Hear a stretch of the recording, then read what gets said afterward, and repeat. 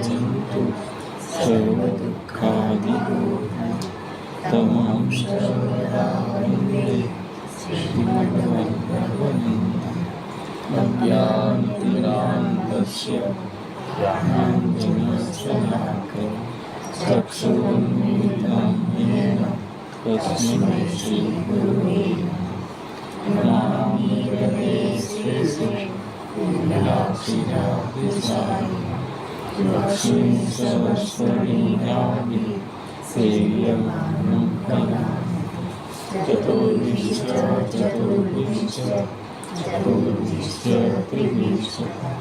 सर्वे विराजते योषो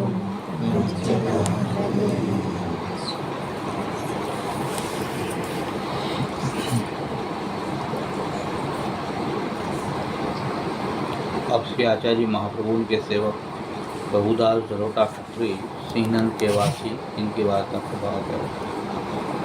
ये प्रभुदास जलोटा क्षत्रिय लीला में ललिता जी की सखी है। मनमत मोदा इनको नाम है।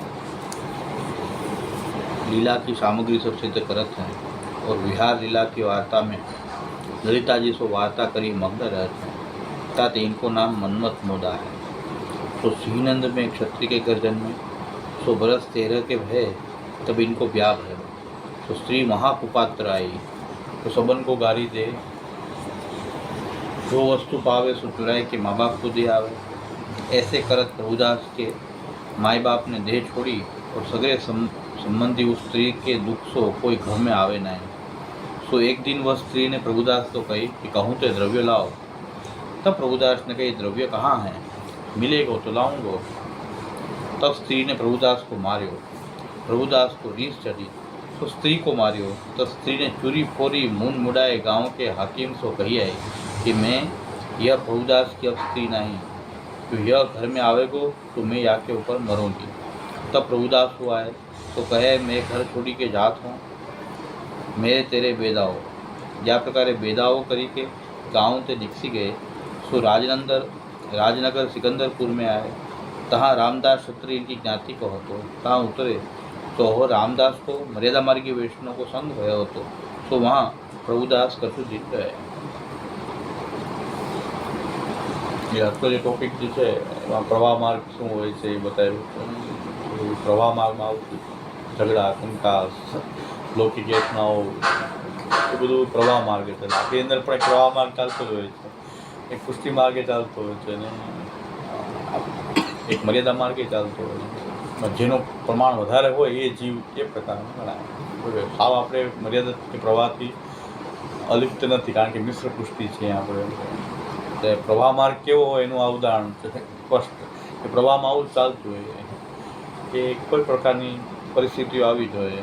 હવે મર્યાદા માર્ગ જે છે रामदास जैसे हमें मर्यादा मार्गी टॉपिक शुरू है कि तहाँ रामदास क्षत्रिय की ज्ञाति को हो तो तहाँ उतरे सो रामदास को मर्यादा मार्गी वैष्णव को संग भयो होतो. सो वहाँ प्रभुदास कछु दिन रहे. सो श्री आचार्य जी राजनगर सिकंदरपुर के पास बगीचे थी, तहाँ उतरे हैं. सो वह बगीचे में प्रभुदास आए. तो श्री आचार्य जी को दर्शन करी के मन में यह आई जो इनके सेवक हुए. तब श्री आचार्य जी सो विनती करी, महाराज मोको सेवक करिए कृपा करिए. तब श्री आचार्य ने कही कि तेरे रामदास मर्यादा मार्गी को संग है, ताते हमारे सेवक मती हो. એટલે મર્યાદા માર્ગમાં કોઈ હોય તો એને પુષ્ટિ માંગવા લાવવાની જરૂર નથી. મહાપ્રભુ દરેકને બ્રહ્મ સંબંધ આપીને પોતાના શિષ્ય વધારવા માંગતા નહોતા કે તમને રામદાસજીનો મર્યાદા માર્ગનો સંગ છે તો તમે એ માર્ગમાં રહ્યો. દરેકને પુષ્ટિ માર્ગમાં આવી જવું એવું જરૂરી નથી. મહાપ્રભુજી ના પાડે कि ताते हमारे सेवक मती हो. तब प्रभुदास ने कि महाराज आप कहो तो हूँ रामदास को हूँ आपको सेवक कराऊँ. अरे पुष्टि मार्ग शू है प्रभुदास जी ने खबर नहीं, એટલે એમ કે હું બધા જેમ શિષ્યો કરતા હોય તો કયો તો રામદાસજીને લઈ આવું ને એને સેવક કરાવી દઉં. જે શરૂઆતમાં પુષ્ટિ માર્ગમાં આવતા હોય પુષ્ટિ માર્ગ ઉપર ચીજ એમ થાય કે બધા પુષ્ટિ માર્ગી થઈ જાય. અહીંયા આપણે ગામડાઓમાં ગામના ગામ વૈષ્ણવ બ્રહ્મ સંબંધી છે, એક જણો આખા ગામમાં ફરી લિસ્ટ કરી લે કે કાલે महाराज की पधारे थे तो कोने कोने ब्रह्म संबंध लेव है आखा गाम में फरी लिस्ट तैयार करी 100 200 500 300 तैयार थी जाए. तो प्रभुदास जी ने एम ज हतुं कि हूँ पण सेवक करावी दूँ. रामदास जी ने आपने सेवक करावी दे तो शुं वांधो.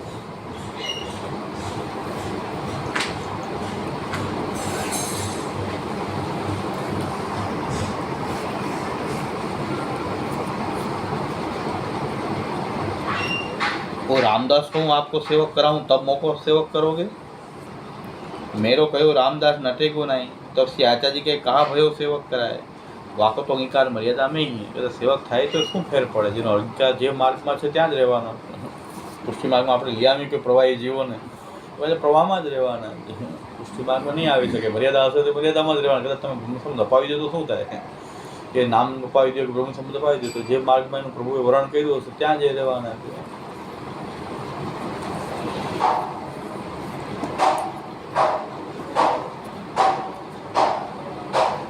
परंतु जहाँ रामदास को ले आओ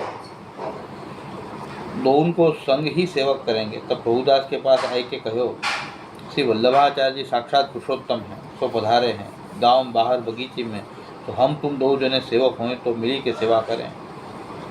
साक्षात भगवान से अनुभव थयो प्रभुदास जी ने, छતાં પણ रामदास जी ने કહે છે કે ભાઈ ચાલો આપણે સેવક થાય. तो रामदास तो मर्यादा मार्गी होवाથી કહે છે, रामदास ने कही मेरे तो एक वैरागी गुरु हैं, मारे तो गुरु છે, હું શું કામ गुरु करूं? तो आखी कंठी बांधी है तो अब दूसरो गुरु कैसे करूं? तो प्रभुदास कहे कि हमारे तेरे न बनेगी, मेरे वस्त्र पात्र देव. तब रामदास ने कहे कि तुम्हारे लिए सेवक होऊंगो परंतु मैं अपनी टेप न छोड़ूंगो. सेवक कदा તમે બહુ કહો છો તો હું સેવક થાઉં, મારી જે રીત છે એ તો હું નહીં જ છોડું. મર્યાદા માર્ગી ઘરમાં પરિવારમાં એવું કરતા હોય, કોઈ ઘરાળ પુષ્ટિ માર્ગી બનાવી દે પણ એ તો કે મારી આ રીત છે તે જ રહેવાની છે. કદાચ તમે સેવક કર્યો કંઠી પહેર લો વધારે વધારે. એટલે વાર્તામાં એ બતાવવા માંગે છે કે આ રીતે કોઈને સેવક કરાવે છતાં પણ એનું જે પ્રભુએ જ્યાં વરણ વિચાર્યું હોય ત્યાં જ હોય. એટલે કોઈને આ રીતે સેવક કરાવવાથી કોઈ ફાયદો થતો નથી. તો પ્રભુદાસ કે સેવક તો હોવું રીત મત કર્યો. આમાં શામુદાસ આજ્ઞા કહે કે આ સૌથી મોટું પુષ્ટિ માર્ગનું કેન્સર આ છે કે પુષ્ટિ માર્ગની દીક્ષા લેવી પછી પુષ્ટિ માર્ગની રીત પ્રમાણે ચાલવું નહીં. એ સૌથી મોટું આપણા માર્ગમાં ફેલાયેલું દૂષણ આ જ છે કે ભાઈ માર્ગની રીત તો અનુકૂળ આવતી જ નથી. ઘરમાં શાંતિથી ઠાકોરજીની સેવા કરવી, સ્મરણ કરવું એ અનુકૂળ નથી આવતું. ને આપણને મર્યાદા માર્ગ કે પ્રવાહ માર્ગની જે રીત છે એ જ અનુકૂળ આવે. આપણે ભક્તિ માર્ગને જીવવા માંગતા જ નથી. જીવવા હોય તો આપણે ઠાકોર સાથે ઘરમાં રહેવાની ભાવના હોવી જોઈએ. આપણા ઠાકોરજી આપણને સર્વસ્વ હોવા જોઈએ.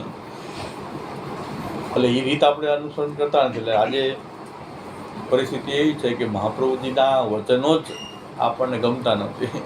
મોટાભાગની પુષ્ટિ માર્ગી વાંધો જ એ છે સિદ્ધાંત, બાકી કાંઈ વાંધો નથી. તો સિદ્ધાંતનો જ વાંધો છે. એનો મતલબ કે સિદ્ધાંત એટલે મહાપ્રભુજીની રીત કે જે મહાપ્રભુજી બતાવેલી ઉપદેશની સાધના પ્રણાલી છે એ તો આપણે અનુકૂળ આવતી નથી. એના જગ્યાએ આપણે મંદિરો ખોલી દીધા, હવેલીઓ ખોલી દીધી, બીજી પ્રવાહ માર્ગી બધી રીત. હવે રેસ્ટોરન્ટ ખુલવા માંડ્યા, પુષ્ટિ માર્ગી રેસ્ટોરન્ટ, પ્રેમવતી અલ્પહાર ઉપહાર હોય એ પ્રકારથી આપણે પુષ્ટિ માર્ગમાં રેસ્ટોરન્ટ ખોલવા માંડ્યા. મંડાણ તો ખુદ હતા પણ રેસ્ટોરન્ટે હવેલીમાં હવે આ રાખવું પડશે. એનો મતલબ કે પ્રવાહની રીત કંઈક આપણને અનુકૂળ આવે છે. કોઈ પ્રવાહ માર્ગી લોકો સારું ખાવાનું માને પણ આવશે તો ખરા હવેલીમાં, પણ એ તો ખાવા માટે આવે છે. સારું ખાવાનું મળે બીજા કરતાં હોટલ કરતાં, તો અહીંયા આવીને લઈ મોનથાર વેચીએ છીએ. કંદોઈનો ધંધો મોનથાર વેચવામાં આવે છે કે જેને ચોખ્ખા ઘીનો આટલા કિલોનો આ ભાવ. ધનતા તાવડો જેમ થાય છે એમાં ત્યાં પણ જન્માષ્ટમી, દિવાળી એના ઉપર ઘણા હવેલીઓમાં એ આપણે મોનથાર ને આ બધું આપવામાં આવશે. તો એનો મતલબ કે પ્રવાહ માર્ગ જ છે. આપણે બધું ભેગું કરી રહ્યા છીએ કે પ્રવાહી જીવન તમે લાવવા માંગો છો. પુષ્ટિ માર્ગની રીત અનુકૂળ નથી આવતી, પ્રવાહની આવી રીત અનુકૂળ આવે છે બધાને. એટલે એ પણ આમાં બતાવ્યું છે કે પુષ્ટિ માર્ગનું સૌથી જો દૂષણ હોય તો આ છે કે ભાઈ તું સેવક થઈ જાઓ પણ રીત મત કર્યો. આ રીત પ્રમાણે નહીં ચાલો ચાલશે પણ સેવક તો એકવાર થઈ જાઓ.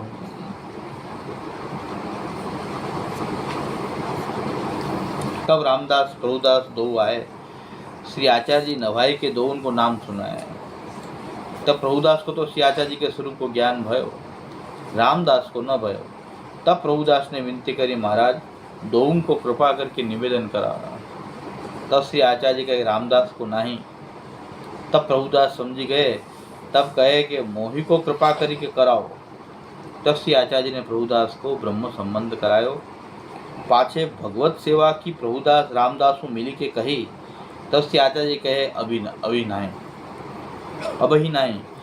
कछु दिन पीछे यह कही कि आप तो श्री गोकुल पधारे, प्रभुदास पुष्टि मार्ग की रीति बतावे, रामदास मर्यादा मार्ग की रीति करे। ऐसे कर कछु दिन में श्री आचार्य जी के बड़े पुत्र श्री गोपीनाथ जी राजेंद्र सिकंदरपुर में पधारे। तब रामदास जी ने विनती करी कि महाराज सेवा पधारी दीजिए। तब श्री गोपीनाथ जी ने एक ब्राह्मण के घर मदन मोहन जी हते सो कछु ब्राह्मण को दे के दौन के माथे पधराए। पाछे श्री गोपीनाथ जी अडेल पधारे तो रामदास मर्यादा मार्ग की रीति आह्वान विसर्जन पूजा महाप्रभु એટલે જ ના પાડતા હતા તમારા બેનો મેળ નહીં થાય તમે પુષ્ટિ જીવ છો ના મર્યાદા સેવાની રીતે અલગ છે પૂજા પ્રકારની પદ્ધતિથી આહ્વાન વિસર્જન કરે અને આપણે ભાવાત્મક પદ્ધતિથી ઠાકોરજીને વ્રત ભક્તોના ભાવની સેવા કરી આ બે કેવી રીતે મળે આપણી વાર્તામાં એક 252 વૈષ્ણવમાં પણ એક વાર્તા આવે કે એક વૈષ્ણવની પુત્રી એ રામાનંદીથી એનો લગ્ન થયું એટલે જે પતિ હતો એ રામાનંદી ચુસ્ત રામાનંદી ઠાકોરજી એમને ત્યાં એક ઠાકોરજી હતા ભગવત સ્વરૂપ એમને ત્યાં બિરાજતું હતું રામાનંદીને કરે પણ આ સ્ત્રી જ્યારે એના સેવા કરે શૃંગાર કરે તો પુષ્ટિ માર્ગી શૃંગાર કરે અને જો પતિ શૃંગાર કરે તો રામચંદ્રજીના જે હે કિરીટ મુકુટ ને એવા રાજસી વેશનો શૃંગાર કરાવે મર્યાદા માર્ગી એટલે રોજ આવો ક્લેશ ઉત્પન્ન થાય જો આપણે મર્યાદા માર્ગ ને પુષ્ટિ માર્ગીને આપણે આ રીતે સાથે કરીએ તો આ રોજનો એક ક્લેશ ઉત્પન્ન થાય એટલે મહાપ્રભુએ કીધું હમણાં સેવા ના કરો બ્રહ્મ સંબંધ આવી પછી સેવા થોડા દિવસ પછી કરો રામદાસજીનો સંગ છૂટશે પછી તમે સેવા કરશો એટલે એ સેવા કરવાની ના પાડી મહાપ્રભુજી કે ભાઈ આની સાથે તમે રહ્યો છો એટલે સેવા ના કરો સેવા પછી પધારી જશે તો ગોપીનાથજી પધાર્યા વચ્ચે તો ગોપીનાથજીએ એમને મદન મોહનજી પધરાવી દીધા પણ હવે બેની રીત અલગ અલગ થી એક જ આહ્વાન વિસર્જન કરે એક ઠાકોરજીને આપણે બંગલાદેશ એનો આપણો જે ક્રમ એ પ્રમાણે સેવા કરે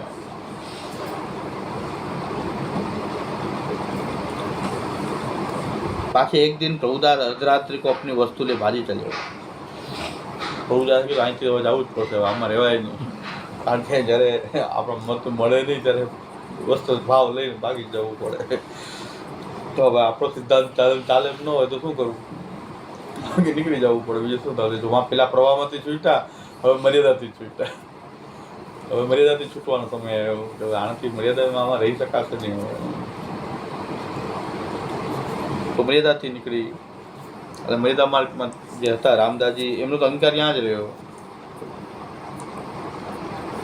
સો रामदास के संग कहाँ तक माथो पचाऊँ क्या સુધી આ લોકો સાથે માથું પચાવું या को तो ज्ञान नहीं जैसे ही मर्यादा मार्गी ठाकुर श्री गोपीनाथ जी ने पधराई दी है આ મર્યાદા માર્ગી હતો તેમને ગોપીનાથજી પણ પૂજાની છૂટ આપી હવે ગોપીનાથજી મર્યાદા નથી થઈ જતા જેવો જે અધિકારી છે એ પ્રમાણે એમને પૂજા કરવાની છૂટ આપી હતી કારણ કે આપણે ત્યાં પૂજાની છૂટ તો છે જ ને જે સેવા ન પહોંચી શકે તો શ્રી મહાપ્રભુજી આજ્ઞા કરે છે કે પુષ્ટિ માર્ગી સેવા ન નભે તો ઠાકોરજીનું પૂજન તો કરવું જ તંત્રોક્ત પદ્ધતિથી પૂજન તો અવશ્ય કરવું તો મહાપ્રભુજી પોતે આજ્ઞા કરે છે કે સેવા ન નભે તો પૂજન તો કરવું છે ગોપીનાથજીએ એમને પૂજન કરવાની છૂટ આપી હતી એમને પ્રભુદાસને અનુકૂળ નથી આવતું પ્રભુદાસજીને અનુકૂળ નથી રામદાસને તો જ અનુકૂળ છે તેમને એ ઠાકોરજીની પડી રીતે પૂજન એટલે ઠાકોરજીનું પૂજન ન થઈ શકે એવું નથી પણ પુષ્ટિ ભાવ એક અલગ છે કે જેમને પુષ્ટિ ભાવથી સેવા કરવી તો એ પૂજા વિધિ કેવી રીતે કારણ કે પૂજા વિધિમાં ઠંડા જલથી સ્નાન થાય ગમે એવી ઠંડી હોય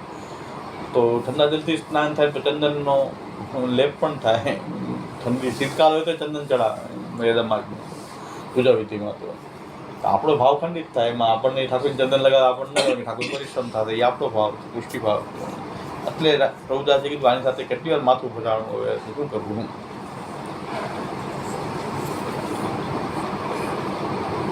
या को तो ज्ञान नहीं जैसे ही मर्यादा मार्गी ठाकुर गोपीनाथ जी ने बधाई दिए ताते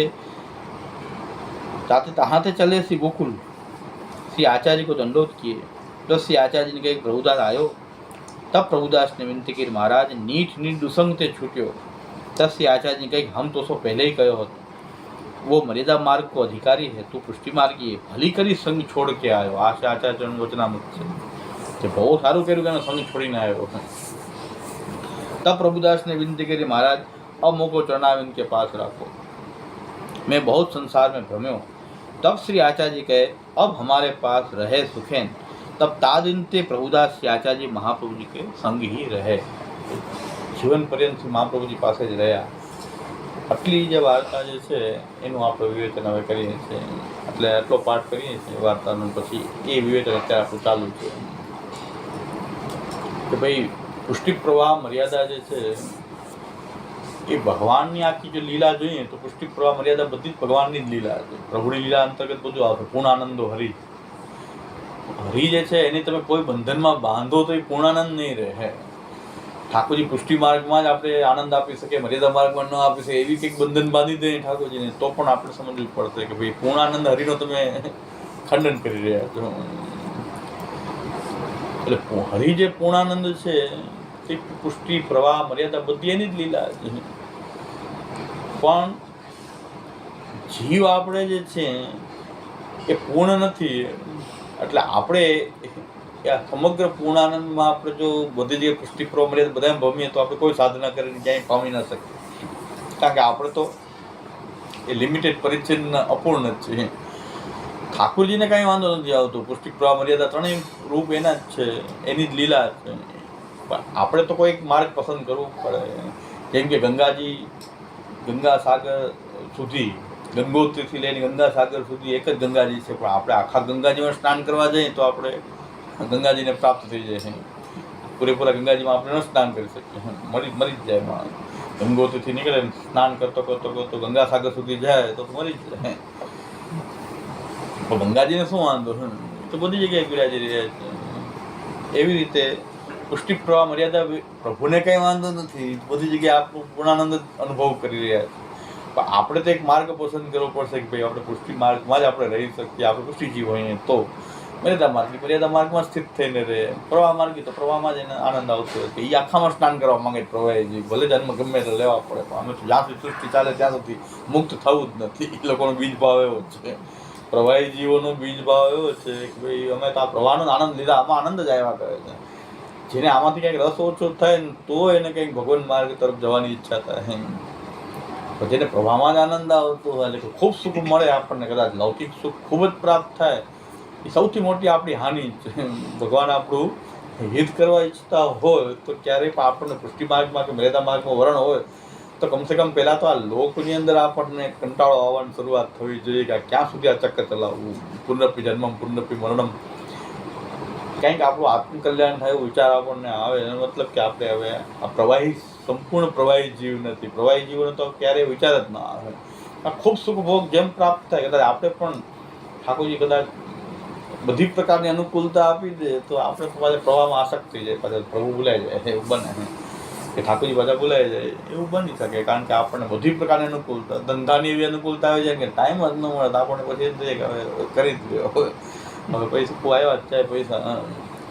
તો આ તો પુષ્ટિ જીવ હોય તો એને એમ થાય કે આ જ કરતું રહેવાનું જોઈએ, આમાં તો આપણું બગાડતી રહ્યું. એટલે મહાપ્રભુજી સુંદર ઉક્તિ બતાવે છે કે હરિણા જે વિનિર્મુક્તાસ્તે મગ્ના ભવ સાગરે યે નિરુદ્ધાસ્ત એવાત્ર મોદ માયાંત્ય હર્ષમ. ભગવાન જે છૂટા મૂકી દે આ સંસારમાં આ રીતે ભટકતા જ રહે, પછી એને વિચાર જ ના આવે કે ભગવાન તરફ આપણે જવાનું છે, એવું કંઈ વિચાર જ ના આવે, કારણ કે ભગવાન એને છૂટા મૂકી દીધા છે. પણ ભગવાન જેને રોકી લે છે એને પોતાનો આનંદ પ્રાપ્ત થાય, ભગવાનનો આનંદ પ્રાપ્ત થાય છે. મોદમ માયાંત્ય હર્ષમ, એને પોતાનો આનંદ ભગવાન આપવા છે એને રોકી દે છે, એ ભગવાનમાં રોકાઈ જાય છે. કૃષ્ણ બસ મળી ગયા, બધા બીજું કાંઈ ન જોઈએ. અને મર્યાદા જીવ હોય તો એને મોક્ષાદિક સાધનોમાં રુચિ થઈ જાય, વૈદિક સાધનોમાં મોક્ષાદિકમાં એની રુચિ થઈ જાય તો સાધનોમાં લાગી જાય, પુષ્ટિ જીવ પ્રભુમાં લાગી જાય. પણ ભગવાન તો પુષ્ટિ પ્રવાહ મર્યાદા ભેદ ત્રણેય ભેગું કરો, પુષ્ટિ પ્રવાહ મર્યાદા તો ભગવાનની પૂર્ણ લીલા છે. એટલે આમાં ભગવાનની લીલાનું પણ વર્ણન છે, એની અંદર પુષ્ટિ પ્રવાહ મર્યાદાના જે ભેદ છે એનું સુંદર ઉદાહરણ 3 છે. એટલે એક આ ગ્રંથ આવ્યો, સિદ્ધાંત રહસ્ય ગ્રંથ આ રીતે બોલી રહ્યો છે કે જેને ભગવત સેવા કરવાની ઈચ્છા છે, જે પુષ્ટિ જીવ ભગવત સેવાને માટે છે એને બ્રહ્મ સંબંધ, એની માટે બ્રહ્મ સંબંધ છે. મહાપ્રભુ નિવેદનની રામદાસને ના પાડી કે ભાઈ એમનો અધિકાર મર્યાદામાં જ છે તો શરણાગતિથી મોક્ષ પ્રાપ્ત થઈ જાય.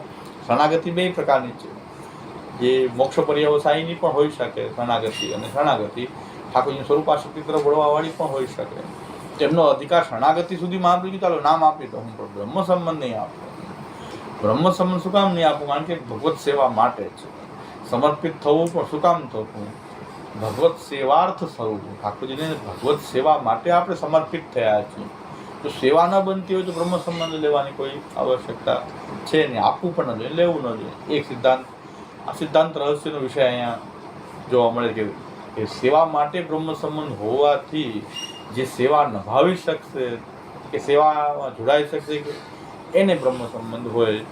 તો પ્રભુદાસજી આપણે કીધું આ પુષ્ટિજીવ છે તેને પ્રભુદાસજી સેવાની પાછી ના પાડી મહાપ્રભુ કે પછી સેવા માટે પછી કારણ કે એના મર્યાદા માર્ગમાં જે દુસંગ છે છૂટી જાય એમાંથી નીકળશે તો સેવા કરી શકશે, બાકી સેવા કેવી રીતે કરે. એટલે એ આપણો સિદ્ધાંત રહસ્યનો વિષય છે. સિદ્ધાંત રહસ્યના પ્રકારથી શ્રી મહાપ્રભુજીએ અહીં બ્રહ્મ સંબંધ સેવાર્થ હોય છે. અને પ્રશ્ન એ આવે છે કે સેવા કરે ત્યારે બ્રહ્મ સંબંધ આપ્યું હોત તો પણ શ્રી મહાપ્રભુજી જે છે એ આ જીવની એ પુષ્ટિ જીવ છે એવું જોઈ શકે છે અને આગળ સેવા કરશે જ એ બધું ખ્યાલ હોવાથી આપ આપી શકે. પણ આપણને એવી જે નિશ્ચિત ન હોય તો આપણે એવું સાહસ કરી શકાય નહીં. મહાપ્રભુજી કદાચ એમને ના પણ પાડી છે કે તમને હમણાં સેવા નહીં પધરાવું, અને રામદાસને તો બ્રહ્મ સંબંધ આપીશ જ નહીં. જો આપણે એમ કહેતા હોય કે સેવા વગર પણ મહાપ્રભુજી બ્રહ્મ સંબંધ તો આપ્યું હતું અત્યારે આપવું જોઈએ, તો મહાપ્રભુજી મર્યાદા માર્ગ અધિકારી પુષ્ટિ માર્ગી જીવ કેવો છે જોઈને એમને રામદાસજી નહોતું પણ આપ્યું તો અત્યારે એ પણ અપનાવવું જોઈએ ને. તો પછી તમે બધાને કેમ આપી દો? તો રામદાસજી મર્યાદા માર્ગી પ્રવાહીને ન આપવું જોઈએ. જો મહાપ્રભુજીના આ ઉદાહરણથી આપણે સિદ્ધાંત લેવા જઈએ તો સિદ્ધાંત રહસ્યથી પ્રકટ થઈ રહ્યો છે. ભગવદ્રૂપ સેવાર્થમ તો સૃષ્ટિ ન થા ભવે, પુષ્ટિ પ્રવાહ મર્યાદા ભેદથી સિદ્ધાંત ગ્રંથોથી જ થશે, વાર્તાથી સિદ્ધાંત નહીં થાય. તો મહાપ્રભુજી એમના વિશે પુષ્ટિ જીવ છે એમ લીલા સંબંધ આદિ બધું જ્ઞાન શ્રી આચાર્ય ચરણને છે, આગળ પણ સેવા કરશે. હવે આપણને વાત તમે આવે છે કે એમને તો સેવા કરીને મહાપ્રભુજીની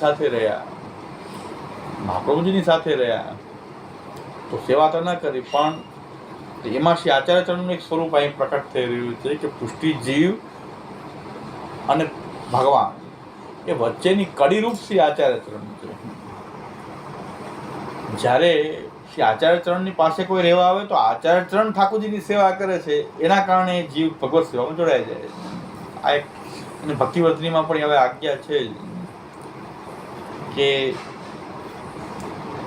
કે કોઈ પુષ્ટિ જીવ હોય કે સેવા કરતા હોય એની પરિચર્યા કરવી. જો ઘરે સેવા ન થઈ શકતી હોય અને એક કલ્પ, આ સેવાનો કલ્પ ભક્તિવર્ધનીમાં શ્રી મહાપ્રભુજી બતાવ્યું છે. અતસ્થેયમ હરિસ્થાને તદીએ હિ સતત પ્રે અદુરે વિપ્રકર સેવા યથાચિત્તમ ન દુષ્યતે. કોઈ ભગવત ભક્ત કોઈ સેવા કરતો હોય એમની સાથે સેવામાં જોડાવવું, એની પરિચર્યા કરવી. એટલે કે સેવા કરતા હોય એની પરિચર્યા કરો તો પણ તમે ભગવત સેવામાં જોડાઈ ગયા. એક કલ્પ આપણે ત્યાં ભક્તિવર્ધનીમાં પણ શ્રી મહાપ્રભુજી બતાવ્યો છે. અહીંયા પ્રભુદાસજી જે જોડાણા છે મહાપ્રભુજી સાથે, તો મહાપ્રભુજી જે ઠાકોરજીની સેવા કરે છે અને પ્રભુદાસજી જે છે એ મહાપ્રભુજી ત્યાં રહીને એ શ્રી મહાપ્રભુજી સાથે રહે છે. તો ગુરુ જે છે કડીરૂપ થઈ જાય છે. હવે ડાયરેક્ટ કોઈ ન જોડાઈ શકે ઠાકોરજી સાથે, તો પોતે ઠાકોરજીની સેવામાં પરાયણ હોવાથી એ જીવનું જોડાણ પણ પાછું ઠાકોરજીની સેવા સાથે થઈ જાય છે.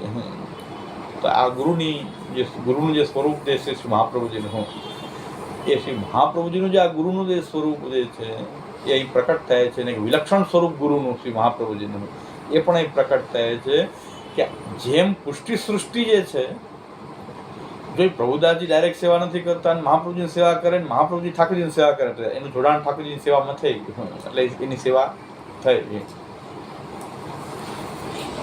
પણ આ કલ્પ ક્યારે કે ત્યાં જ નિવાસ, એમની સાથે જ નિવાસ હતો. એમની આજુબાજુ એક બધી પરિચર્યા તમે કરી, જ્યારે ઈચ્છા થાય ને 2 ફૂલ ભરી આવ્યા એટલે પરિચર્યા થઈ ગઈ. ના, એવો કલ્પ નથી. કે ભાઈ હવેલીમાં ફૂલઘરમાં જે આવે છે એ પરિચર્યા થઈ, એમ નહીં. પણ એ નિત્ય નિયમપૂર્વક જેમ ભગવત સેવા કરવામાં આવી તો એ એમની પાસે જ નિવાસ, એમના ઘરમાં જ નિવાસ, અને એમની જે પરિચર્યાની અંદર એ સાથે એ રહેવું. પહેલાં જે મુખ્ય ભીતરિયાઓ જે હતા મોટા ભાગે વૈષ્ણવ હતા અને એ પોતાના ઘરમાં સેવા નિર્વાહ ન થતી, તો એ ગુરુના ઘરમાં રહીને એ પરિચારક તરીકે જોડાતા હતા. એક આ વ્યવસ્થા હતી. એ શ્રી મહાપ્રભુજીની આજ્ઞા હતી. પ્રભુદાસજી પણ એ જ કલ્પ સ્વીકાર્યો છે કે મહાપ્રભુ સાથે રહેવા માંડ્યા. આગળ વાર્તામાં આવશે કે મહાપ્રભુજી સાથે રહેતા છતાં પોતાની રસોઈ અલગ કરતા અને ઠાકોરજીને ભોગ ધરતા. તો ઠાકોરજીને ભોગ ધરીને એટલે એ લેતા ને એ મહાપ્રભુજી કથા શ્રવણમાં એ જોડાતા મહાપ્રભુજી સાથે. પણ મહાપ્રભુજીને ગુરુ તરીકેનું સ્વરૂપ છે કે જે જીવ ડાયરેક્ટ પ્રભુ સાથે ન જોડાઈ શકે તો મહાપ્રભુ કે મારી સાથે જોડાય તો હું ઠાકોર સાથે જોડાયેલો જ છું. તો એમનું જોડાણ ઠાકોર સાથે કેમ થાય તો મહાપ્રભુજી પોતે જ જોડી અને પોતાની સાથે આવેલાનું એ જોડાણ ઠાકોર સાથે કરી દેતા હતા. એનું કારણ શું છે? એક વિલક્ષણ સ્વરૂપ શ્રી મહાપ્રભુજીનું અહીં પ્રકટ થાય છે. જેમ પુષ્ટિ સૃષ્ટિ જે છે પ્રભુ માટે છે, ઠાકોરજી માટે છે આ પુષ્ટિ સૃષ્ટિ, કારણ કે આપણે બધા પ્રભુને સમર્પિત છીએ, ઠાકોરજી માટે છે. પણ ગુરુ તરીકે મહાપ્રભુજી તો આ પુષ્ટિ સૃષ્ટિને સમર્પિત છે કે એમને ઠાકોર સુધી કેમ પહોંચાડો. મહાપ્રભુજીનો સમર્પણ ભાવ એવો છે કે આ જીવો કેમ ઠાકોરજીને સન્મુખ થાય. ભાઈ એ આ પુષ્ટિ સૃષ્ટિને આચાર્યચરણ સમર્પિત છે. શું કામ? કે ઠાકોરજીની એવી આજ્ઞા એમને થયેલી છે. એટલે એ આજ્ઞાને પાલન કરવા માટે મહાપ્રભુજીને કે મહાપ્રભુજીને જે આજ્ઞા થઈ છે કે પુષ્ટિ જીવોને મારી સન્મુખ કરો, સેવામાં જોડો, તો ઠાકોરજીની આજ્ઞાનું પાલન કરવું એ જ સમર્પણ છે ને એ જ સેવા છે. સ્વામીની આજ્ઞાનું પાલન કરવું એને સેવા કહેવાય. તો મહાપ્રભુજી આવી સેવા સ્વીકારી છે કે આ પુષ્ટિ સૃષ્ટિને હું સમર્પિત છું, કે એમના માટે જ છું.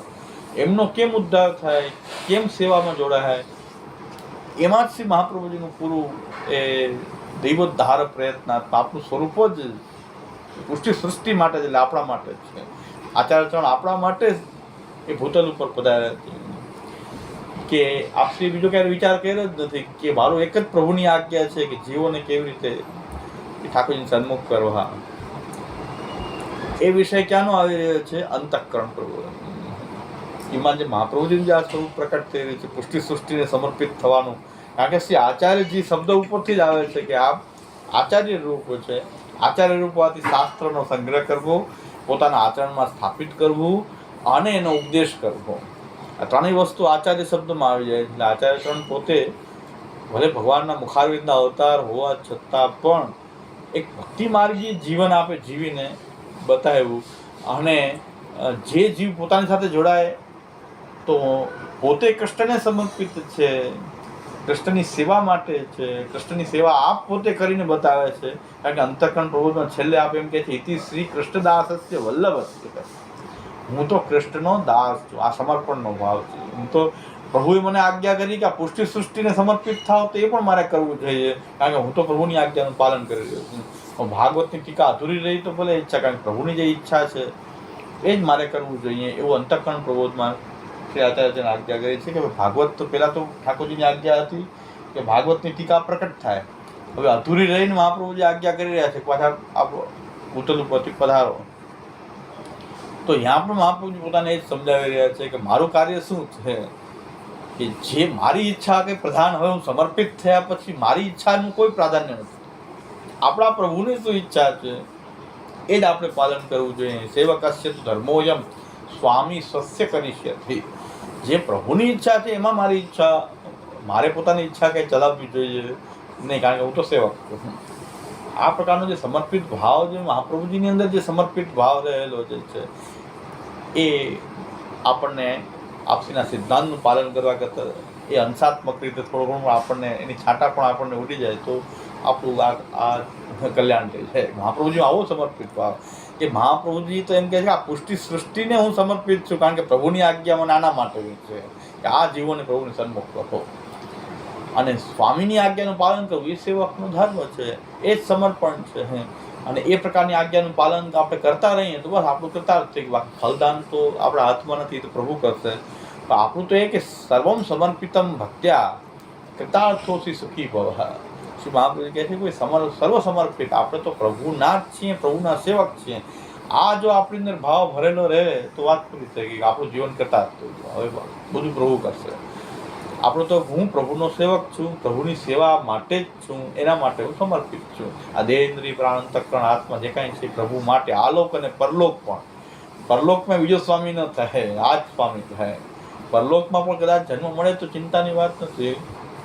તો ગુસાઈજી કહે છે મારે મોક્ષ નથી જોતો, એટલે જ ગુસાઈજી આજ્ઞા કરે છે કે મારે મોક્ષ નથી જોતો, પણ આ ઠાકોરજી સ્વામીજીની સેવા પ્રાપ્ત થતી હોય તો વારંવાર જન્મ લેવો સારો છે. એટલે શ્રી તદુચ્છિષ્ટમ ભોજ્યમ તવ પાદ જલમ પેયમ તો ગુસાઈજી એમ આજ્ઞા કરે છે કે આપનું ઉચ્ચિષ્ટ ભોજન પ્રાપ્ત થાય, આપના ચરણોદક જે છે એનું પાન કરવા મળે, તો પછી વારંવાર જન્મ લેવામાં શું વાંધો છે? પણ આ પ્રાપ્ત થવું જોઈએ. તો એ પ્રકારનો સમર્પિત ભાવ મહાપ્રભુજીમાં, શ્રી ગુસાઈજીમાં, પ્રભુ પ્રત્યેનો સમર્પિત ભાવ ભરેલો એવા આપણા આચાર્ય છે. આપણા આચાર્ય કંઈ પુરુષોત્તમ થઈને ફરનારા નહીં, પુરુષોત્તમ હોવા છતાં પણ આવો સેવક ભાવ બતાવનારા છે. કારણ કે એના માટે તો બે રૂપ અલગ થયા છે. ઠાકોરજી અને મહાપ્રભુ અલગ શું કામ થયા છે? કે આપણે સેવક ભાવ કેવો હોવો જોઈએ, આદર્શ સેવકનો ભાવ કેવો હોવો જોઈએ. તો એ અંતઃકરણ પ્રબોધનો વિષય પણ આમાં દેખાય છે કે શ્રી મહાપ્રભુજી આ સૃષ્ટિને સમર્પિત થયેલા આચાર્ય ચરણ છે. એ આપણો વિષય આપવા આવે છે કે આ વિષય અંતઃકરણ પ્રબોધનો છે. નવરત્ન પણ અહીં આવી રહ્યું છે. નવરત્ન જે છે એ પણ આવી રહ્યું છે કે ભાઈ નવરત્નનો વિષય કે કોઈ પણ પ્રકારની ભક્તિ માર્ગમાં જે છે કોઈ પણ પ્રકારની ચિંતા જે છે એ ન કરીને કેવલ ભગવત સમર્પિત થઈને રહેવું જોઈએ. એટલે પ્રભુદાસજીની પોતાના અંતઃકરણમાં કે પુષ્ટિભાવ એમનો દ્રઢ હોવાથી રામદાસજીનો સંગ છૂટો અતિવૃત્તિ પીડા વગેરે પણ એને લોકમાં પણ પત્ની દ્વારા પ્રાપ્ત થઈ. પણ પુષ્ટિજીવ હોવાને કારણે એનું આત્મનિવેદનમાં જે ભાવનો એવો દ્રઢ હોવાને કારણે તે નવરત્નમાં પણ કોઈ ચિંતા ઉદ્વેગ આદિ જે પરિસ્થિતિઓ ઉત્પન્ન થાય, અહીંયા અલૌકિક રીતે પણ એમને મર્યાદા માર્ગનો સંગ હોવાથી અહીંયા પણ એમને એ ચિંતા ઉદ્વેગ થતો હતો. પણ પુષ્ટિભાવ આપણો નભે, કારણ કે નવરત્નનો ઉપદેશ પણ એ જ છે કોઈ રીતે આપણો પુષ્ટિ સેવા આપણી નભે એ પ્રકારથી અંતઃકરણને આપણે ચિંતાની નિવૃત્તિ કરી અને પાછા સેવાના પ્રયોજનથી એટલે સેવાકૃતિ ગુરુરાજ્ઞા બાધનમ વારિચ્છયા અત સેવા પરમ ચિત્તમ વિધાય સ્થિરતામ સુખમ. પ્રભુદાસજી એમ થયું કે રામદાસજી સાથે મિત્રતા સારી છે, આપણો સંબંધ સારો છે, એકબીજાનો ખૂબ સ્નેહ છે, પણ મારો પુષ્ટિ ધર્મ તો નભતો નથી ને. તો નવરત્નનો વિષય છે કે ભાઈ સેવાનું શું પ્રયોજન, સેવા ક્યાં સિદ્ધ થઈ શકે? મારું આની સાથે રહેવાથી આમ તો મેળ બહુ સારો છે, જ્ઞાતિના છે, બે સ્નેહી છે, એકબીજાના ખૂબ સારો સંબંધ છે, પણ મારો જીવન તો પ્રભુની સેવા માટે જ છે. સેવાકૃતિ ગુરુ રાજ્ઞા બાધનમ વારિત છે આત સેવા પરમ ચિત્તમ વિધાય સીતામ સુગમ. તો મારે તો સેવાર્થી જીવન જીવવું હોય અને એ અંતઃકરણ પ્રબોધમાં પણ પાછી આજ્ઞા છે કે સેવક હશે તો ધર્મોયમ સ્વામી સસ્ય કરી શકીશ. ચાંડાલી ચેત રાજપત્ની જાતા રાજ્યા છે માન્યતા કદાચિત અપમાને પી મુલત કાક્ષતિ હોય. કોઈ પણ રીતે પ્રભુની સેવા માટે જ આ બધું જ છે, તો સેવામાં જોડાવવું જ જોઈએ. તો ત્યાં નવરત્ન દ્વારા એ રામદાસજીનો સંગ પણ છોડીને પાછા જ્યાં સેવા ધર્મ નભી શકે ત્યાં સ્થિતિ કરવી જોઈએ. અત સેવા પરમ ચિત્તમ વિધાય સીતામ સુખમ. અને તસ્માત સર્વાર્થના નિત્યમ શ્રી કૃષ્ણ શરણમ વદદ્ભિરેવમ સતતમ સ્થેયમ. સ્થેયમ એટલે સેવા પરતયા સ્થેયમ, સેવા થાય એવી રીતે રહેવું શરણાગતિમાં. તો સેવા સુંદર ક્યાં નવી રહી છે ત્યાં રહેવું છે એમ પ્રભુદાસજીને જણાવ્યું. ત્યાં નવરત્નનો વિષય પણ આવી રહ્યો છે. પુષ્ટિપ્રવા મર્યાદા ભેદ, બ્રહ્મ સંબંધ કોને આપવું, કેવી રીતે લેવું, શું કામ લેવું, સેવાર્થ લેવું, તો સિદ્ધાંત રહસ્ય મહાપ્રભુજી પોતે આ પુષ્ટિ સૃષ્ટિને સમર્પિત છે. તો એ પ્રભુની આજ્ઞાનું પાલન છે. એ ઇતિશ્રી કૃષ્ણદાસસ્ય વલ્લભસ્ય. તો એ પ્રભુ હું કૃષ્ણનો દાસ છું, તો મારે તો મારા સ્વામીની આજ્ઞાનું પાલન કરવું જોઈએ. તો એ ઉપદેશ જે છે અંતઃકરણ પ્રબોધ પણ અહીં. અને પછી પાછું એક પણ અહીં આવે છે, અબ હમારે પાસ સુખેન રહો. અબ હમારે પાસ સુખેન રહો એટલે એ પણ આપણો અંતઃકરણ પ્રબોધનો વિષય છે કે ભક્ત ચિત્તમ પ્રતિ યદાકરણ્યમ ભક્તો નિશ્ચિંતતામ વ્રજે. ઇતિ શ્રી કૃષ્ણદાસસ્ય વલ્લભસ્ય હિતમ વચ ચિત્તમ પ્રતિ યદાકરણ્યમ ભક્તો નિશ્ચિંતતામ વ્રજે. આ જે મેં મારા અંતઃકરણને જે ઉપદેશ કર્યો છે એને તમે સારી રીતે તમારા અંતઃકરણમાં પણ ઠસાવી લેશો આ ઉપદેશ, તો ભક્ત બધા નિશ્ચિંત થઈ જશે. તમારી ચિંતા કોઈ રહેશે નહીં, કારણ કે હું પ્રભુનો સેવક છું અને કોઈ પણ પરિસ્થિતિમાં મારે પ્રભુની સેવા જ કરવી છે, મારો આ જ ધર્મ છે. એવું તમારા અંતઃકરણમાં તમારે કોઈ પણ પરિસ્થિતિ જે છે સેવા થતી હોય તો કોઈ પણ પરિસ્થિતિમાં હું તો સેવક છું એવું તમારા અંતઃકરણમાં દ્રઢ થઈ ગયું તો તમે નિશ્ચિંત થઈ જાઓ. હવે સુખેન રહો. હવે મારી પાસે સુખે તમે સેવા સહિત પરિચર્યા, સેવા, કથા, ચિત્ત ઠાકોરજીમાં પરાયણ રાખીને રહેશો. તમે હવે સુખથી રહો. અહીંયા બહુ ભટકી લીધું, તમે પ્રવાહમાં પણ સ્થિર ન થઈ શક્યા એ પણ નવરત્નનો વિષય છે. લોકે સ્વાસ્થ્યમ તથા વેદે હરિસ્તુ ન કરીષ્યતિ પુષ્ટિ માર્ગ સતો યસ્માત સાક્ષીનો ભવતા કિલા. કે પ્રભુ જેને પુષ્ટિમાં અંકાર કરે છે એને લોકમાં ને વેદમાં. લોકમાં સ્થિર એટલે એની પત્ની સાથે સારી રીતે રહ્યા હોત, પત્ની સારી મળી હોત, સુપાત્ર મળી હોત, સારી રીતે રહ્યા હોત તો પ્રવાહમાંથી બહાર જ ના આવે, તો આખું જીવન પ્રવાહી થઈ જાય. પત્ની જે છે એ સારી મળી હોત તો એમને ક્યારે એમાંથી બહાર નીકળવાનો અવસર તો રામદાસજીને સંગ ન થાય, તો મર્યાદામાં નહીં, અને પછી મહાપ્રભુજી પાસે આવવાની જરૂરિયાત ન થાય. પ્રભુને ખેંચવું હોય તો એવી પરિસ્થિતિઓ ઉત્પન્ન કરે તો જ્યારે લોકની અંદર આપણું કાર્ય કોઈ સ્થિર સિદ્ધ ન થાય, કોઈ વૈદિક કાર્ય આપણું સિદ્ધ ન થાય, ત્યારે મહાપ્રભુ સમજવું કે આપણું અંગીકૃતિનું લક્ષણ છે કે પ્રભુએ આપણને પોતાના માટે વરણ કરેલા છે, એટલે લોક અને વેદમાં સ્થિર નહીં થવા દે. ન થાય ત્યારે એવું વિચાર ઘણા કે નહીં થાય તો શું થાય, કાંઈ લૌકિક સિદ્ધ નહીં થવા દે. એ તો સર્વ સમર્થ છે, પોતાના દાસોનું લૌકિક પણ એ જ સિદ્ધ કરે છે, પ્રભુ જ કરે છે, એમાં તો કોઈ શંકા નથી. પણ જ્યારે કોઈ પરિસ્થિતિઓ આવતી હોય કે આપણું લોકનું કાર્ય કોઈ સિદ્ધ નથી. એક ગોસ્વામી આચાર્ય, બહુ પરમ વિદ્વાન આચાર્ય, અને એ એમ કહેતા કે મારી જિંદગી જે છે નિષ્ફળતાની કહાની છે, કોઈ કાર્ય મારું સફળ થયું નથી. એવા ભક્ત પણ એવા હતા. એમાં તો એમને પોતાને એટલા વિદ્વાન મહાપ્રભુજીની વાણીનું અવગાહન કરવાથી એમાં એને આનંદ આવતો હતો કે મારું કોઈ જીવનમાં કોઈ દિવસ કોઈ કાર્ય સિદ્ધ જ નહોતું, નિષ્ફળતાની કહાની છે આખું મારું જીવન. કારણ કે ચૂંટણી પણ લડ્યા, પહેલી પાર્લામેન્ટની ચૂંટણી પણ લડ્યા હતા અમદાવાદ સાબરમતીમાંથી. એ વખતે 50,000 મતથી હારી ગયા હતા. નહેરુનો ગાંધીજીનો જમાનો હતો. પહેલી ભારતની સ્વતંત્રતા પછી પહેલી ચૂંટણીમાં પણ એ સાબરમતીમાંથી ઉમેદવાર હતા પાર્લામેન્ટના. ઠાકોરજી કે તો પાર્લામેન્ટમાં જશો તો પોસ્ટિંગ માંગવા કોણ, તો એ હાયરા એટલે ત્યાંથી અટકી ગયું. એટલે એમ કે મારી જિંદગી આખી નિષ્ફળતાની કહાની. એ નિષ્ફળતા એ અંગીકૃતિનું લક્ષણ છે. પુષ્ટિ માગી જીવ આનંદમાં આવે કે લોકે સ્વાસ્થ્ય તથા વેદે હરિસ્તુ ન કરી છે પુષ્ટિ માર્ગ છે તો યશના સાક્ષીનો ભોગતા. એટલે એ નવરત્નનો વિષય છે કે ભાઈ પ્રભુદાસને પ્રભુએ લોકમાં સ્થિર ન થવા દેતા અને મર્યાદા માર્ગમાં સ્થિર ન થવા દેતા. એ તો મહાપ્રભુજી પાસે આવ્યા, હવે જ સુખેથી રહી શકશે, કારણ કે હવે મહાપ્રભુજી પાસે આવી ગયા. તો સબથી આચાર્યજી કહે અબ હમારે પાસ સુખે રહો, હવે મારી પાસે રહો શાંતિથી, કે હવે તમારો લોક અને વેદ પણ બે પ્રભુએ સિદ્ધ ન થવા દીધું. લોકે સ્વાસ્થ્ય, જો પત્ની સારી મળી હોત, સારું હોત તો એમાં નીકળવાનું તો આનંદથી એનું પ્રવાહી જીવન જીવા કરે, કુટુંબમાં મગ્ન રહે. ઠાકોર એવી પરિસ્થિતિ ઉત્પન્ન થઈ હતી, એમાંથી પણ નીકળવું પડ્યું. અને પછી વૈદિક માર્ગવાળાનો સંગ થઈ ગયો તો એમની સાથે બહુ સારું હતું, પણ એમની સેવા અને વગેરે મહાપ્રભુજીના ઉપદેશો જે છે એમને પ્રાપ્ત કરેલા, બ્રહ્મ સંબંધથી મહાપ્રભુજી પાસેથી પ્રાપ્ત કરેલું. એટલે એમ થયું હવે આમાં રહેવાય જ નહીં, તો આખી જિંદગી આ મર્યાદા માર્ગનો સંગમાં આપણી સેવા તો થશે નહીં, આમાં આના ઘરમાં રહેવાથી. જ્યાંથી પણ નીકળી ગયા. તો લોકે સ્વાસ્થ્યમ તથા વેદે હરિસ્તુ ન કરીષ્યથી, એ નવરત્નનો ઉપદેશ પણ આપણને જોવા મળે છે. અંતઃકરણ પ્રબોધનો ઉપદેશ પણ કહે છે. મહાપ્રભુજી પોતાને એમ કહે છે હું સમર્પિત છું આ સૃષ્ટિને, આ પુષ્ટિ સૃષ્ટિ માટે જ છું. તો આ એક બહુ મોટી વાત છે કે શ્રી મહાપ્રભુ સન્મુખ આપણે ઊભા રહે કે આપણે તો ઠાકોરજી સન્મુખ થવાનું છે. મહાપ્રભુ કહે છે હું તમારી માટે સમર્પિત છું, પેલા તમારો ઉદ્ધાર કેમ થાય. મહાપ્રભુ પોતે ખાલી સેવા કર્યા તો આ સૃષ્ટિનો ઉદ્ધાર ન થાય. પણ મને તો આજ્ઞા પ્રભુની એવી છે કે આ બધાને આપ સન્મુખ કરો.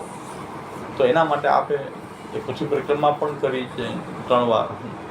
એ બધી ભગવદ આજ્ઞાનું જ પાલન છે. તો આપણે જો સાચા સેવક હોઈએ તો આપણા સ્વામીની આજ્ઞાનું પાલન કરવું જોઈએ. એટલે આ ષોડશ ગ્રંથ જે છે એ આપણા સ્વામી કૃષ્ણ જ બોલી રહ્યા છે એના મુખારવિંદથી. મહાપ્રભુજી મુખ છે, બોલી રહ્યા છે કૃષ્ણ, વાણી તો કૃષ્ણની છે, કારણ કે મુખથી બોલાય ને અમે તો મુખથી બોલી રહ્યા છે. તો જે ષોડશ ગ્રંથની આજ્ઞા છે એનું પાલન કરવું એ આપણા જીવન પર, જેમ મહાપ્રભુ કહે છે મારા જીવનનું એક જ ધ્યેય છે આ પુષ્ટિ સૃષ્ટિને હું સમર્પિત છું. પુષ્ટિ સૃષ્ટિનો ઉદ્ધાર, દૈવોદ્ધાર પ્રયત્નાત્મા, એ જ મારું જીવનનું પ્રયોજન. એ જ રીતે આપણું પણ પ્રયોજન એ જ હોવું જોઈએ જીવનનું, કે આ ષોડશ ગ્રંથ જે શ્રી મહાપ્રભુજીના છે એમની આજ્ઞાનું પાલન. પછી એમાંથી લોક સિદ્ધ થાય કે વેદ સિદ્ધ થાય કે ન થાય એમાં કોઈ ચિંતા કરવાની જરૂર નથી. લોકે સ્વાસ્થ્યમ તથા વેદે હરિસ્તુ ન કરીષ્યતિ. આપણું તો એક જ કર્તવ્ય છે કે શ્રી મહાપ્રભુજીના જે ષોડશ ગ્રંથ જે છે, કમસે કમ આચાર્ય વાણી તો બધી એક સરખી છે, પણ ષોડશ ગ્રંથમાં ડાયરેક્ટ જે ઉપદેશ આપણને મળે છે એ ઉપદેશ એ આપણા સ્વામીની જે સ્વરૂપની આપણે સેવા કરીએ છીએ ને એ જ બોલી રહ્યા છે, એમાં કોઈ ફરક નથી. આને કહેવાય છે વસ્તુતઃ કૃષ્ણ એવા. મહાપ્રભુજી વસ્તુતઃ કૃષ્ણ છે એનો મતલબ શું કે મહાપ્રભુજીના જે ઉપદેશો જે છે સાક્ષાત કૃષ્ણના જ ઉપદેશ છે. હવે એમાં કોઈ આનાથી મોટા ઉપદેશ ક્યાં શોધવા જાય કે ભગવાન આપણને કહી રહ્યા છે, મહાપ્રભુજી દ્વારા આપણને ઠાકોરજી જ કહી રહ્યા છે. તો આપણું કર્તવ્ય એક જ છે કે એ આજ્ઞાનું પાલન કરવું, એનાથી વિરુદ્ધ ન ચાલવું. કારણ કે આપણે જીવનનું કર્તવ્ય પુષ્ટિ માર્ગી તરીકે એક જ બની જાય છે કે આનાથી વિરુદ્ધ નહીં ચાલવું, આ આજ્ઞાનું ભંગ થાય એવું કોઈ કાર્ય કરવું નહીં. તો આટલા બધા ગ્રંથો આપણને આ વાર્તા, એક જ વાર્તામાં બધા ગ્રંથો આપણને પ્રાપ્ત થાય છે. અને મહાપ્રભુજીનું પણ આચાર્યનું સ્વરૂપ શાંતિથી સમજી લેવું જોઈએ કે મહાપ્રભુજી મનોરથ કરાવવા માટે, જારીજી ભરવા માટે મહાપ્રભુ કહે છે કે તમે જે ઠાકોરજી જારીજી ભરો છો એ મુખારવિંદ હોવાથી મહાપ્રભુ આરોગ્ય જ છે. કોઈ જીવના ઘરમાં મહાપ્રભુજીની પુષ્ટિ માર્ગી સેવા બિરાજતી હોય ત્યાં મહાપ્રભુજી ન બિરાજતા એવું શક્ય જ નથી, કારણ કે મુખારવિંદ છે. મુખારવિંદ વગરનું સ્વરૂપ તો હોય નહીં. કોઈ સ્વરૂપ કોઈ પણ બિરાજતું હોય તો એના મુખરૂપ તો આપણા આચાર્યચરણ છે. આચાર્યચરણનું સાચું સ્વરૂપ તો આ છે. તો મહાપ્રભુજીની જારીજી ભરવા બેઠકજી જઈએ એના કરતાં બહુ જરૂરિયાત એ છે કે આપણે મહાપ્રભુજીની અપેક્ષા નથી કે તમે કદાચ ગયા અને જારીજી સ્પર્શ કરી દે, એમાં કાંઈ એવો અંદાજો નથી. પણ આપણા ઠાકોરજીની જે સેવા છે એમાં મહાપ્રભુજીની સેવા આવી ગઈ છે, કારણ કે મહાપ્રભુજી તો એ કરાવવા માંગે, બહુ પ્રસન્ન થાય મહાપ્રભુજી. તમે ઠાકોરજીની સેવા કરો છો, બસ હું તો એના માટે તો પરિશ્રમ લઈ રહ્યો છું કે તમે ઠાકોરજીની સેવા કરો અને કરી રહ્યા છો, એમાં મારી પ્રસન્નતા છે.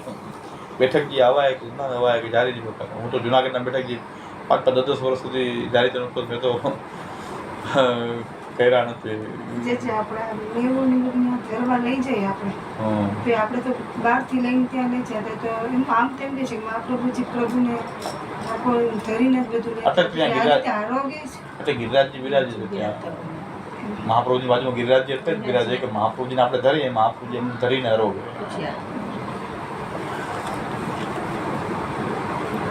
ઠાકોરજી આમ તો પ્રસાદ ઠાકોરજીનો મહાપ્રભુજીને ધરી શકાય, પણ હવે બધા લોકો આવતા હોય ત્યારે કોઈ કઈ રીતે કોઈના ઘરમાં વ્યવસ્થા શું, એટલે કોઈ આચાર વિચાર ન જળવાય એટલે પછી નથી. બાકી હકીકતમાં તો આપણે ઠાકોરજી ભોગ ધરેલો પ્રસાદ મહાપ્રભુને ધરી શકાય, એમાં કોઈ સવાલ નથી. અને એવું મહાપ્રભુજી એકલા ન બિરાજે, બેઠકજીમાં પણ હકીકતમાં કાંઈ ગિરિરાજજી કેવા સ્વરૂપ તો બાજુમાં બિરાજતા હોય તો મહાપ્રભુજી એમની સેવા કરે છે અને એમને ભોગ ધરી છે. જુનાગઢમાં પહેલાં હજી પણ થાય છે, મહાપ્રભુજીની બેઠકજીમાં અંકુટ થતો હોય. અંકુટ કંઈ મહાપ્રભુજીને હોય તો દાદાજી પુરુષોત્તમલાલજી એમાં આજ્ઞા કરતા કે ભાઈ આ અંકુટ મહાપ્રભુજીનો નથી. દાદાજીએ પુરુષોત્તમલાલજી આ સમજાવેલું કે ભાઈ બેઠકજીમાં જે અંકુટ થાય છે મહાપ્રભુજીનું નથી, પણ મહાપ્રભુજી ગિરિરાજજીને કરે છે, ગિરિરાજજીનું પૂજન કરી અને ભોગ ધરે છે. એટલે આ અંકુટ ગિરિરાજજીનો છે, મહાપ્રભુજીનો નથી.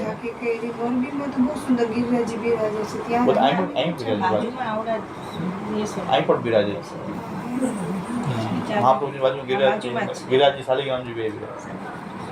પણ દાદાજી સમજાવ્યું હતું ભાઈ મહાપ્રભુજી અન્નકૂટ તમે કહો છો, મહાપ્રભુજી અન્નકૂટ નથી, પણ એ મહાપ્રભુજી ગિરિરાજજીને ભોગ ધરે છે એટલે મહાપ્રભુજી ત્યાં અન્નકૂટ થાય બેઠકજીમાં. જ્યારે દાદાજીના વખતની વાત છે કે બાજુમાં બિરાજે છે, બે છે તો એક ગિરિરાજ ને એક શાલિગ્રામ. શાલિગ્રામ બે છે, શાલિગ્રામ તો બિરાજે બે બિરાજે છે. કયો શાલિગ્રામ ઓલા શ્યામ છે, શાલિગ્રામ એકદમ ગોળ હોય ને એ શાલિગ્રામ છે, ઓલા ગિરિરાજ છે એકદમ પાલિશ જેવું હોય તો શાલિગ્રામ. ગિરિરાજ થોડા કડવું. પણ દાદાજી બહુ સુંદર સ્પષ્ટતા કરી. હજી મને પણ એ વૈષ્ણવ મને કહેલું કે મેં પૂછ્યું હતું, એ વૈષ્ણવ રૂબરૂ દાદાજીને પૂછ્યું કે આ શું મહાપ્રભુજીને અન્નકૂટ કેવી રીતે આચાર્ય રૂપે બિરાજે, અન્નકૂટ કેવી રીતે રોગે? તો ત્યારે દાદાજીએ એમાં આજ્ઞા કરેલી. એ બરાબર છે, એકદમ સૈદ્ધાંતિક વાત હતી કે ભાઈ મહાપ્રભુજીનો અન્નકૂટ નથી, આ ગિરિરાજજીને મહાપ્રભુજી ભોગ ધરે છે. એટલે મહાપ્રભુજી સામે સામગ્રી આપણે પધરાવીએ છીએ, પણ મહાપ્રભુજી ગિરિરાજજીના રોગ આવે છે, આપણે મહાપ્રભુજી ધરીએ. તો કોઈ પણ ભોગમાં આપણે મહાપ્રભુજીને જાણે વ્યવસ્થિત કરીને ભોગ ધર્યો, મહાપ્રભુજીએ ગિરિરાજજીને ભોગ ધરીને જ રોગ છે. આ એક રીત છે. બેઠકજીમાં પ્રાચીન રીતને કારણે ગિરિરાજજી એવા સ્વરૂપો મહાપ્રભુજી બાજુમાં પધરાવવામાં આવતા. વિશેષ કોઈ ઠાકોરજી ન બિરાજે પણ ગિરિરાજજી વગર બિરાજે છે. એ મહાપ્રભુજીના ઠાકોરજી છે અને મહાપ્રભુજી એમને ભોગ ધરીને જે કાંઈ પણ વૈષ્ણવ આગળ ધરે તો અસમર્પિત મહાપ્રભુજી ન આરોગ્ય ત્યારે.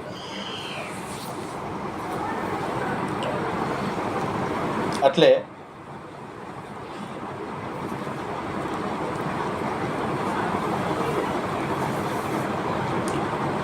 अब मौको चरणाविंद के पास રાખો, मैं बहुत संसार में भ्रमे.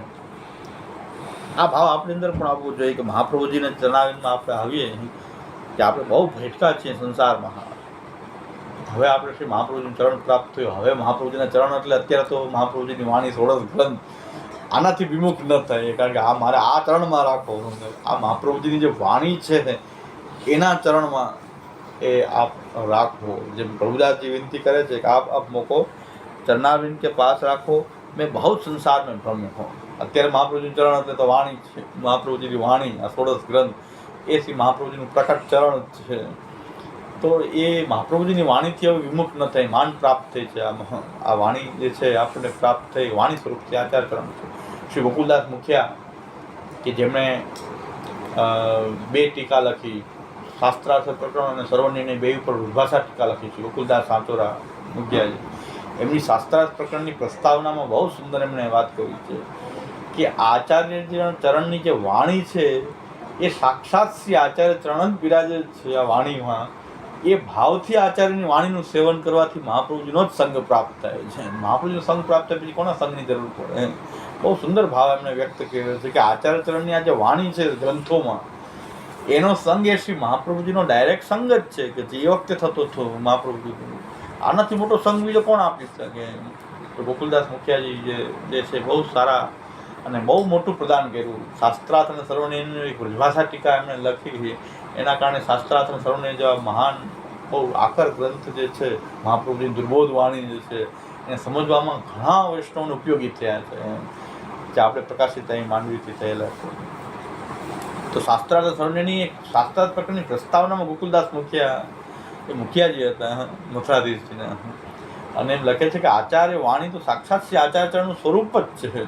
અને આચાર્ય વાણીનો કોઈ સંગ કરે તો શ્રી આચાર્યચરણનો જ સંગ થઈ ગયો. આચાર્યચરણનો સંગ થાય પછી તો શું બાકી રહે? સાનિધ્ય માતા દત્ત શ્રી કૃષ્ણ પ્રેમ. એવું આચાર્યચરણનું જે આચાર્ય રૂપ જે છે એ પણ અહીં પ્રકટ થઈ રહ્યું છે આ વાર્તામાં. દરેક વાર્તામાં કંઈક આચાર્યજી તો આવતું, પણ આચાર્યચરણની વાણી આ વાર્તા નથી. એક ભક્તનું કેરેક્ટર આવે તો ભક્તની વાર્તા નથી, પણ પ્રભુની આખી લીલા છે કે એક આચાર્ય રૂપથી પ્રકટ કર્યા. બીજું કે મર્યાદા માર્ગમાં કોઈ મર્યાદા માર્ગીનો સંગ થવો એ પણ પ્રભુની કોઈ લીલાને કારણે થયો. અહીં આચાર્યચરણ આવી રહ્યા છે, ત્યાં કોઈ મર્યાદા માર્ગી કોઈ વૈરાગી કોઈ ભક્ત કે ગુરુ કે કોઈ આવી રહ્યા છે જેને મર્યાદા માર્ગમાં જેને મર્યાદા માર્ગમાં સ્થિત કરવા છે, તો પ્રભુ એને એવો મર્યાદા માર્ગી સંગ પણ એ પ્રભુની લીલાના પાર્ટ રૂપે એમને કોઈ મર્યાદા માર્ગી ગુરુ પ્રાપ્ત થઈ જાય. આપણને ભટકતા મહાપ્રભુજી પાસે આપણે આવી ગયા તો આપણને મહાપ્રભુજી પ્રાપ્ત થઈ ગયા. પુષ્ટિ માર્ગમાં આવવાથી અત્યારે મહાપ્રભુજી નથી મળતા. બધાને જે આ પુષ્ટિ માર્ગ ચાલી રહ્યો છે એમાં મહાપ્રભુજી તો આવું છે સોળસ ગ્રંથનું આદાન પ્રદાન જે થતું હોય વાણીનું ત્યાં જ મહાપ્રભુજી બિરાજે છે. બાકી મહાપ્રભુજી પાસે આ પ્રવાહ માર્ગ જ છે, પાછો મર્યાદા માર્ગ નથી. જ્યાં હવેલીનો માર્ગ છે એ તો પ્રવાહ માર્ગ, શુદ્ધ માલા પિરામણીનો આપણે શુદ્ધ પ્રવાહ માર્ગ છે. મર્યાદાની વાત નથી આમાં, તો પ્રવાહી વાતો છે બધી, ખાવું પીવું મજા કરવાની વાત છે. તો એ એક પ્રવાહ માર્ગ પ્રગટ છે. ભગવાનના નામે પણ કમાવવું, પ્રભુના નામથી પણ કમાવવું, પ્રભુના સ્વરૂપથી પણ કમાવવું, કેવલ કમાવવું, બીજી કોઈ વાત જ નથી. ત્યાં ગુરુ શિષ્યના સંબંધમાં કેવલ કમાવાનો જ સંબંધ છે. એ કમાવાનો સંબંધ છે. એક બાળક કહેતો ને આપણી ગાયો છે આપણે એને ચરાવવી, ન ચરાવે તો બીજા કોક ચારી જાય. આ તો વાત શું થઈ ગઈ? તમારો ગુરુ શિષ્યનો સંબંધ છે, તમે તને ઘરાક ગણો છો. કેમ ઘરાક એટલે ગાયો, એટલે શું આપણી ગાયને આપણે ન ચારીએ તો બીજા ચારી જાય, એટલે બીજા કોઈક લાભ લઈ જશે. એટલે આપણે તને કાબુમાં રાખવો જ પડે. કોઈક બાળક જાહેરાત કરે કે યાત્રા ઉપડવાની છે તો આપણે યાત્રા જાહેરાત કરી દેવાની કે વરદી પછી અમારી છે, એટલે આપણે સૃષ્ટિ ત્યાં ન જાય. આવું ચાલે કે કોઈ યાત્રાની જાહેરાત થાય તો બાળક એમ 2 વર્ષ પછી અમારી તો છે, એટલે ઓલા બધા કે તો પછી 2 વર્ષ પછી જ જાશો, અત્યારે નથી જાવ. આપણા બાવાની યાત્રા છે તો આ ગાય બીજે ક્યાંય જાવી ન જોઈએ, બીજે ક્યાંક ચરવા આવી જાય ન ચાલે. તો આ બધી વૃત્તિ છે પ્રવાહ માર્ગ છે, આ પુષ્ટિ માર્ગ નથી. પુષ્ટિ માર્ગમાં આવું કાંઈ આવું ન આવે કે આમાં યાત્રાથી કમાવવું, વૈષ્ણવ પાસેથી કેમ રીતે દ્રવ્ય લેવું, આ બધી પ્રવાહ માર્ગી વાતો છે. એ પ્રવાહ માર્ગ ચાલી રહ્યો હતો. એ ભગવાનની પણ લીલા તો છે, એમાં તો કોઈ સવાલ જ નથી. આપણે પુષ્ટિ જીવ હોય તો એ પ્રવાહ લીલામાં આપણે સામેલ ન થવું જોઈએ. આપણે જેમનું એવું ગૌરવ તો હોવું જોઈએ કે હું પુષ્ટિ છું, હું તો ભગવદ રૂપ સેવા માટે છું, મારા ઠાકોરજી ઘરમાં બિરાજી રહ્યા છે એની સેવા માટે છું, આચાર્યચરણનો હું સેવક છું, આચાર્યચરણની વાણી પ્રમાણે ચાલવા બંધાયેલો છું. આટલું આપણાથી થઈ જાય તો આપણું પુષ્ટિ જીવન સાર્થક થઈ જાય. એટલે મહાપ્રભુ કહે છે કે સર્વમ સમર્પિતમ ભક્ત્યા, કૃતાર્થોથી આવો સમર્પિત ભાવ આપણે અંદર આવી ગયો, આપણો કૃતાર્થ થઈ ગયો. હવે આપણે કંઈ કરવાનું આવતું નથી, હવે પ્રભુ કરશે. પણ આપણે સમર્પિત પ્રભુને રહેવા જોઈએ અથવા શરણાગત રહેવા જોઈએ. જે શરણાગતિમાં એક નિયમ તો છે કે આપણા ઘરમાં સેવા નથી, ચાલો કાંઈ વાંધો નહીં, પણ સેવા માટે દ્રવ્ય આપવું અને આજે સેવાનો વિક્રય થતો હોય ત્યાં સામેલ છે અમારા ઘર સેવાને તમારે ક્યાં જવું? એટલે તમારે નામનું સ્મરણ કરવું જોઈએ. શરણાગત છો તો તમારે ભગવાનનું સ્વરૂપ નહીં તો નામ અને સ્વરૂપમાં બધો ભેદ નથી. તો નામનું સેવન કરવું છે. ઘરે બેઠા બેઠા શ્રી કૃષ્ણ શરણમ, શ્રી કૃષ્ણ શરણમ, આચાર્યની વાણીના ગ્રંથોનો પાઠ કરવો જોઈએ.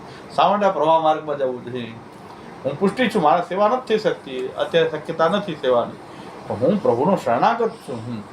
શરણાગત હું તો શ્રી મહાપ્રભુજી જે મને આજ્ઞા કરી છે, ગ્રંથોનો પાઠ કરીએ, એ ભગવદ લીલાઓનું ચિંતન કરે, જેટલું થઈ શકે એટલું ભાગવત આદિ પુસ્તકમાંથી વાંચન કરે, ન થાય તો શ્રી કૃષ્ણ શરણમ કહે. પણ પ્રવાહ માર્ગમાં હું જવા માટે હું પુષ્ટિ છું. આ જન્મે સેવા નહીં થાય તો 10 જન્મ પછી પણ સેવા મળતી, 10 જન્મ સુધી શ્રી કૃષ્ણ શરણમાં કરીશ. કે 10 જન્મ પછી સેવા મળવાની હોય તો 10 જન્મ સુધી હું શ્રી કૃષ્ણ શરણમાં કરીશ. પણ પ્રવાહ માર્ગમાં નહીં જાઉં, મર્યાદા માર્ગમાં નહીં જાઉં, હું પ્રવાહ માર્ગમાં જાઉં. હું તો પ્રભુનો સેવક છું. 10 જન્મ પછી સેવા આપવા ઈચ્છતા હોય તો 10 જન્મ લેવામાં મને કંઈ વાંધો નથી. સેવા મળતી હોય તો હું શ્રી કૃષ્ણ શરણમાં આપણી સેવા માટે કરીએ છીએ કે શ્રી કૃષ્ણ શરણમાં, શ્રી કૃષ્ણ શરણમાં કરીએ પણ મને સેવા મળે, પ્રભુની સેવા પ્રાપ્ત થાય. એટલા માટે પુષ્ટિ જીવ તો અષ્ટાક્ષર કરે છે, મોક્ષ માટે નહીં.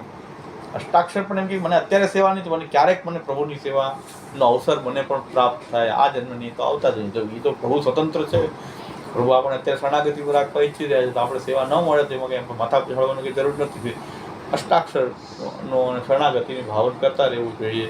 તસ્માત સર્વાત્મા નિત્યમ શ્રી કૃષ્ણ શરણમ. એટલે એ શરણાગતિનો પણ સિદ્ધાંત આપણે અહીં સમજવા જેવો છે કે ભાઈ જો સેવા ન મળે, સેવા એમને જ્યાં સુધી રામદાસજીની સાથે રહ્યા, મર્યાદા માર્ગની સંગ હતો ત્યાં સુધી સેવા તો નહોતી, ત્યાં સુધી એમને શરણાગતિનું પાલન તો કર્યું જ ને. પ્રભુદાસજી મહાપ્રભુજીની કે સેવા મહાપ્રભુજી કીધું હવે આમાંથી છૂટે પછી પધરાવી દઈશ સેવા. તો સેવા ન મળે ત્યાં સુધી શું કરવું? શ્રી કૃષ્ણ શરણમ કરવું, ભગવદ લીલાઓનું ચિંતન કરવું, સ્મરણ. સેવા નહીં તો સ્મરણ.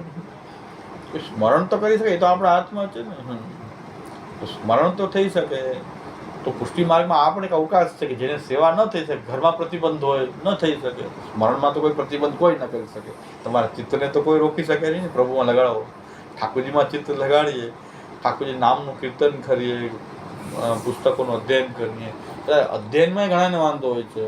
એવા ઘર છે કે જ્યાં અધ્યયન પણ ન કરે પણ મનથી સ્મરણ, એને તો કોણ રોકી શકે? તો સેવા નહીં તો સ્મરણ. એ માર્ગ ઉપર ચાલીને આપણે મહાપ્રભુજીના ઉપદેશને ક્યારેય ભૂલવા ન જોઈએ. કારણ કે મહાપ્રભુજીનો સમર્પિત ભાવ આપણી પ્રત્યે છે. કે મહાપ્રભુ કહે છે તમે ભગવાનને સમર્પિત સૃષ્ટિ છે તો હું તમને સમર્પિત છું. કારણ કે મને પ્રભુની એવી આજ્ઞા છે, મને તો પ્રભુની એવી આજ્ઞા થયેલી છે કે આ જીવોને પ્રભુની સન્મુખ કરો. આ બધી વાતો આપણને આ પુષ્ટિ પ્રવાહ ભેદ, અંતઃકરણ પ્રબોધ, નવરત્ન, આ બધી વાત આપણને અહીં પ્રાપ્ત થઈ રહી છે. બાલબોધનો પણ અહીં વિચાર કરી શકાય. કદાચ તબિયત તો ઉદ્ધે કિંચિત સમાચારે. કારણ કે બાલબોધમાં પણ એવી વાત કરી છે આચાર્ય કે ત્યાં પુષ્ટિ જીવ હશે તો કદાચ તબિયતના માર્ગથી એને પુષ્ટિ જીવે રહેવું જોઈએ. મર્યાદા જીવ હશે તો એ વિષ્ણુ અને શિવના માર્ગથી મોક્ષને પ્રાપ્ત કરશે.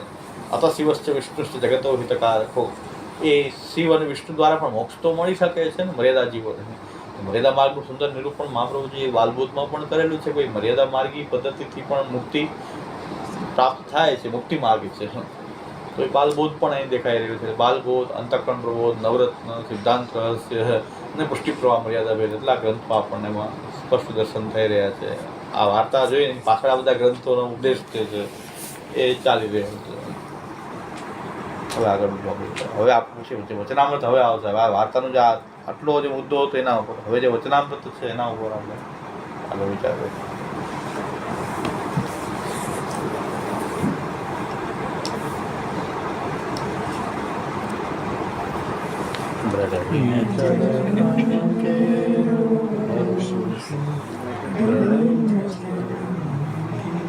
શ્રી વલ્લભ સબ જગમાં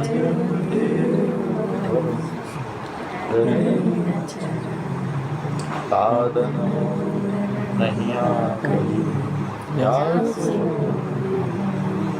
સૂર કહા દયા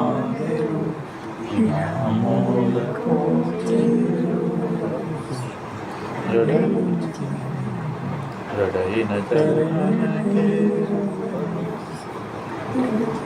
શ્રી વલ્લભા શ્રી ગોપીનાથ કાંઈ એ